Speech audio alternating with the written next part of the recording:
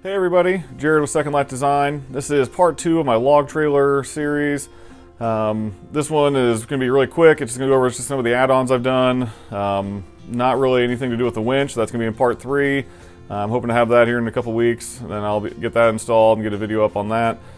This is more of just the things I'm going to do to make life easier. So just watch the quick video and we'll do a follow-up at the end.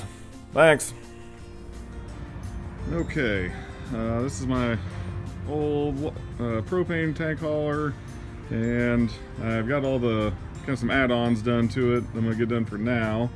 We'll kind of go over those a little bit. First thing I did was added some D-rings along the side here.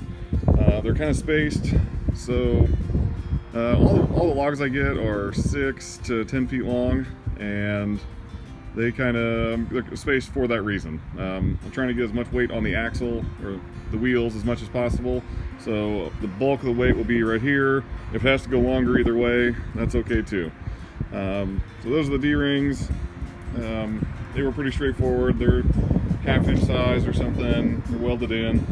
This isn't really intended to be a welding video. There's plenty of those out there. My 2 jacks on the back of it, they aren't so much to carry weight. It will. Right now I've got the tires off the ground. I'm going to tighten up the wheel bearings on it, but it's more just to keep it from squatting the tires down too much. So they're going to help in a sense that just to help kind of like outriggers, they're going to help stabilize everything. Kind of the last mod I've got is I welded on some chain hooks across here. I put some up high too. So what these are going to do, these are going to serve as a third cross member. I've got 2 cross members on here. You can see them. I had an idea to make a third, track down some I-beam and weld something together to make one. And I don't know so much that I'm going to need one right now. I don't know how bad these are or how good they are or whatever. So what I've done in the meantime is I've welded some chain hooks on here, and these are going to serve as a cross member.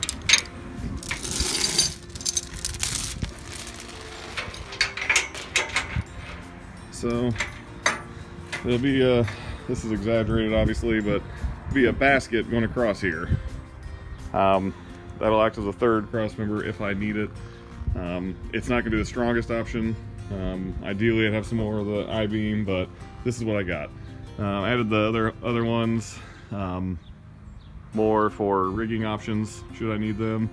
So there's not a lot to it. It's kind of low tech, but it's the cheap option, and I think it's going to work for what I need. These cross members do slide. They go up and down. They aren't rigid mounted. They can go kind of wherever I need them. So this is kind of my rough idea now. I can slide this one all the way back. That one will go all the way forward or between the braces there, and then should I need a third, we'll have our big chain. So that's my rough idea right now. I don't really have a reference to go off of. I've never seen a trailer like this, so I don't know what's right or wrong. So just kind of going by what I think my needs are and I think is going to be heavy enough. So this was kind of a quick video. Part 3 is going to be on mounting the winch, and that should be coming up in a week or 2. So hopefully get that out pretty soon, and we'll do some lifting with this thing. Any questions, let me know. Alright, I apologize for the bad audio out there. It's kind of a windy day today. Wearing my microphone, it helps a little bit, but doesn't get everything. So probably the biggest question I'm going to get from people is on the chain cross member. I'm saying cross member kind of in the wrong term. All that's going to be is a third device to hold weight of the log and to kind of stretch the weight out across the length of the trailer. So to kind of just take kind of some of the stress off the 2 actual metal cross members. So I hope that makes sense to everybody. Hopefully I don't get too many comments from the safety police. I've done basket lifts like that, lifting engines that weighed 4,000 or 5,000 pounds, so I'm confident it's going to hold. It was the quickest method I could get short of making another cross member. So it gives me the most options, and I think as I'd mentioned, without having something to reference off of, I need the options and availability of different way to rig things and do things. That's what my thinking was.